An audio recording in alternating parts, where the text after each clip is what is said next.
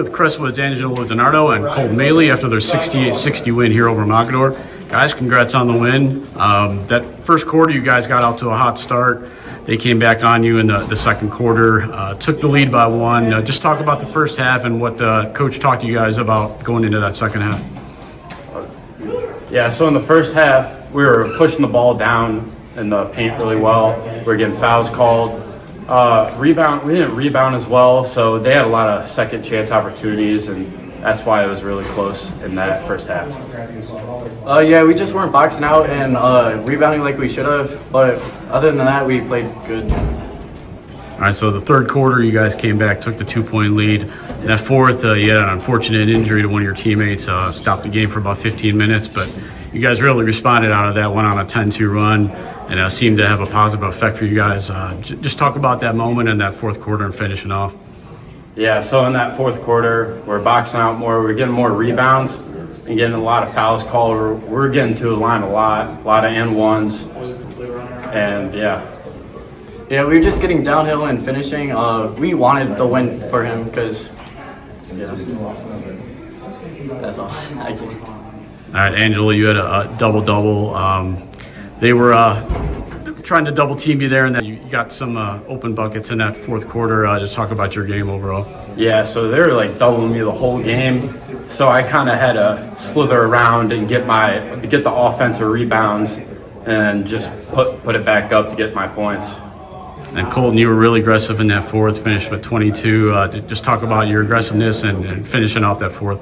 Yeah, I just really I was trying to get downhill and look for Ange if they helped off him, and yeah. All right, guys, congrats. I appreciate it. Thank you. Here with Crestwood coach Andrew Mertz after their 60-60 win here over Mogadore. Coach, congrats on the win. Just talk about the first half and your strategy going into that second half after they took the lead. Yeah, so great win for us tonight. Obviously, we started out kind of how we start out often. We have a 1-2-2 press. We go back into a 3-2 zone.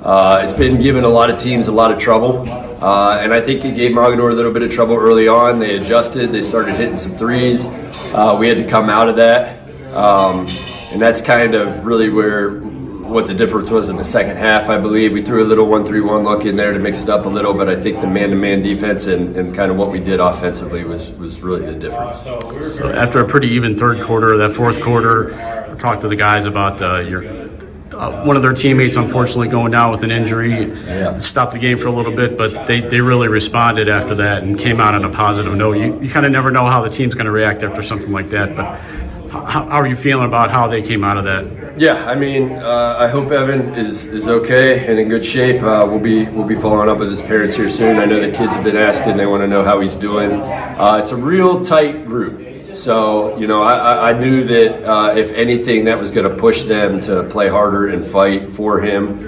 And in the second half, when we were able to get guys in foul trouble, we were able to knock down free throws and get out of here with the win down the stretch.